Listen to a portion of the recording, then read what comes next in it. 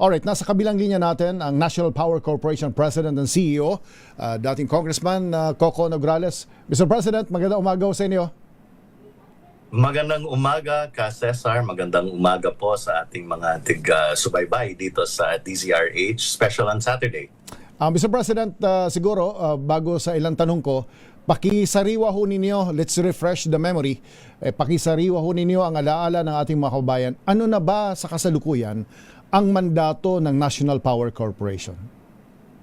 Ang mandato ng National Power Corporation ay pag-alaga po ng ating Agus and Pulangi complexes sa Mindanao, unang-una. Pangalawa, yung pag-maintain ng ating mga watershed. So binabantayan po natin yung Angat water levels din.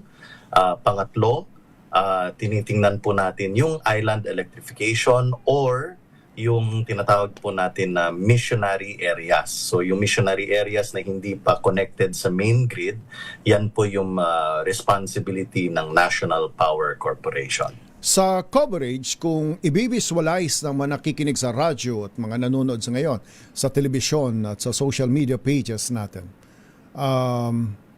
gaano kalaki, kalawak ang coverage ninyo? Say, are you present? Present ho ba kayo Luzon, Visayas at Mindanao? Present po kami Luzon, Visayas and Mindanao. So meron sa amin po yung Batanes hanggang dun sa Tawi-Tawi. In fact, just last week kaka-install lang po natin ng mga solar home systems sa pinakadulo po ng Pilipinas sa Sitangkay sa Tawi-Tawi. Meron po mga pamilya na first time po sila makatikim ng kuryente using solar home system. So, yun po yung mga missionary electrification areas po natin. Pati sa Batanes, pag inon nyo po yung radyo doon, nahahagilap nyo na po yung radyo ng Taiwan. Oh, yeah. Okay. Alright, pag-usapan natin kung ano yung top 1 priority ninyo. Ano ho ang top 1 priority ninyo? Well, simple lang po yung number 1 priority po namin ay magserbisyo po sa pinakamalayo na lugar na hindi na po economically viable para sa mga private sector. So nag-ooperate po yung gobyerno, nagbibigay po ng kuryente doon sa mga dulo, sa mga missionary areas where the poorest of the poor are, typically mga fisher folk po. And we have to keep the lights on. Dapat po naka-on doon at iniiwasan po natin yung operational na mga brownout. Kanina po, nabanggit nyo yung brownout dun sa inyo, sa Bicol. Saan po ba? Camarines Sur, madalas naman ho talaga ang brownout. Pero papunta ako dyan. Pero bago dyan, gusto ko lang i-visualize dito sa missionary ho ninyo, covers how many provinces or maybe islands, how many, if the data is available ho? Yung mga isla po, we're operating about 168 power plants po.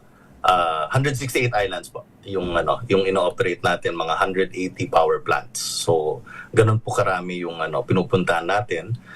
Marami po sa ating mga ino-operate ay mga less than 1 megawatt dahil maliit lang po yung kailangan nila at mga capacities ng mga generators po natin. Halimbawa, so dito po yung halimbawa nag-operate po tayo dun sa Batanes. Nabanggit ko po sa Batanes, nandyan po tayo sa Basco, nandyan po tayo sa Itbayat, tapos bababa po tayo ng Cagayan, no? Nasa northern part pa rin. Nandun po tayo sa Calayan, punta po tayo ng Masbate, nandun po tayo sa Ticao, at kung saan-saan pa nag-ooperate. Marami pong mga areas din na nag-ooperate mga private sector. So tulad dun sa Catanduanes, may mga private sector po na nag-ooperate doon. And sa private sector na nag-ooperate doon, kung sila po ay magkakaproblema, doon din po papasok yung responsibilidad ng NAPOCOR na sinusupervise po natin sila. Tinitingnan natin na dapat non-stop po yung operation nila. Okay. Pagkatapos ng preliminary questions, I'll go to some specific na ho. Mr. President, halimbawa, ngayong summer, yung mga areas ho na kayo ho ang inkargado, kayo ho ang in charge, mayroon ho bang dapat asahan ng mga series ng brownouts? Well, unang-una, Cesar, magandang tanong yan. Yan po ang number 1 na tanong ng mga tao dahil mainit ngayon. typically pag merong brownout, regardless kung summer yan or rainy season, most of the time dahil po yan dun sa linya, hindi dahil sa generation. So there are two parts kasi pagdating sa kuryente, merong generation side and merong transmission side. Minsan yung mga linya dahil wala nga yan redundancy, nahuhulugan ng sanga ng puno, napuputol, at pag naputol po, ayun, wala na siyang kuryente down the line. Tulad ng sa akin, nandun po ako sa Pangasinan noong Holy Week, tapos nasa dulo po kami ng linya, 12 hours po yung brownout namin dahil nga nahulugan ng sanga. Wala namang problema yung kuryente, pero yung linya yung may problema. Kaya po, 90% of the time nagkaka-brownout ng ganyan. Pagdating po ng mga summer months, merong isang technical item na nangyayari, which is umiinit po ang pag-operate ng mga makina. At pag umiinit po yung generator, mas kakaunti by 4-5%, maximum na yun, bababa yung kanyang generating capacity dahil sa inefficiencies due to the temperature. So pagbaba po ng mga inefficiencies na yan, maaari na hindi kaya ng generator yung mga typical na load ng mga bahay, ng mga commercial, mga areas na sineservice niya, especially dun sa isla. Kaya yung ginagawa po natin sa Napocor ay nagde-demand side management po kami. During the summer, kinakausap po namin yung mga electric co-ops dun sa isla, mga LGU, kung pwede, tipid ng kaunti dahil hindi naman pwede na lahat magba-brownout dahil masyadong gastado dun sa ating mga generators at sa ating mga transmission lines. This summer, meron unang babala, meron bang ng brownout na sinabi nila na baka magkaroon ng brownout dahil nga dun sa Middle East conflict. Yun po ay naagapan ng ating National Power Corporation at saka ng ating Department of Energy na sinigurado po natin na hindi po mauubos yung crudo or whatever fuel na kailangan ng mga isla. So yun po yung trabaho ng National Power Corporation at saka ng Department of Energy na sinisigurado po natin na naka-on po yung mga ilaw sa ating mga isla.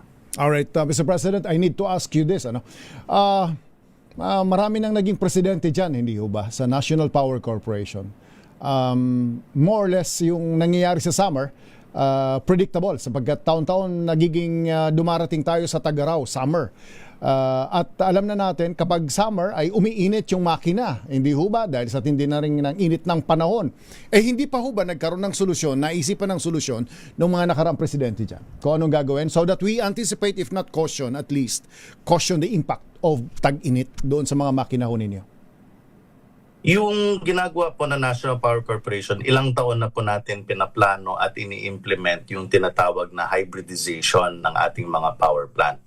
Ibig sabihin, hindi lamang diesel yung maging fuel niya, kundi didikatan pa natin ng solar panels or wind or hydroelectric na mga generators. Tapos kung maaari, didikatan pa natin ng mga batteries or battery energy storage systems or BESS. No? Yun po yung mga programa na ginagawa po natin para dagdagan po natin yung capacity doon sa ating isla at saka babawasan din yung tinatawag na dependence doon sa diesel. Yun po yung programa na nasimulan ng ilang mga presidente. And I believe in the past 8 months, meron na po tayong na-switch on na 2 planta na merong solar and BESS. In the following months, may 2 planta pa tayo na isi-switch on. And for the rest of the year, meron po tayong mga ongoing na mga 8 to 12 na mga hina-hybridize na mga planta. And nag-aalok din kami sa private sector kung sinong gusto. Dinedevelop po namin ito para mapabilis po yung hybridization na magkaroon po ng private sector participation sa pag-hybridize po ng mga planta sa isla. Right. Siguro one of these days we'll invite you in studio para pag-usapan natin yung mga dam. Ano ho? Lamesa Dam, Pantabangan. Does it follow na lahat ng dam sa buong Pilipinas ay nasa ilalim ng National Power Corporation? All of them? Hindi naman lahat, Okay. ka Cesar. Meron po tayong mga 11 dams na binabantayan. Ngayon, yung pinaka binabantayan natin, which is every summer talaga binabantayan natin, itong Angat Dam. Yes. So itong Angat Dam is right now, I think about 184 meters above sea level. Under high normal conditions, dapat 212 meters above sea level yan. So binabantayan po natin yung Angat Dam. At may close coordination na po tayo yan with the National Water Resources Board para sa actual na ating mga protocols kung bababa at bababa yan. So hindi pa naman tayo nasa critical level, but this is something na every year binabantayan po ng multi-agency parties po. But beyond sa pagbabantay, yung development nito to make it more sustainable dahil sa demand ng mga lumalaki at lumalawak na demand sa atin, who's really in charge? Halimbawa, development and make it sustainable and in fact, para mas lalo siyang resilient sa panahon ng tag-arawat. Pagdating sa development, kanino ho yan? Water Resources Board o sa National Power Corporation?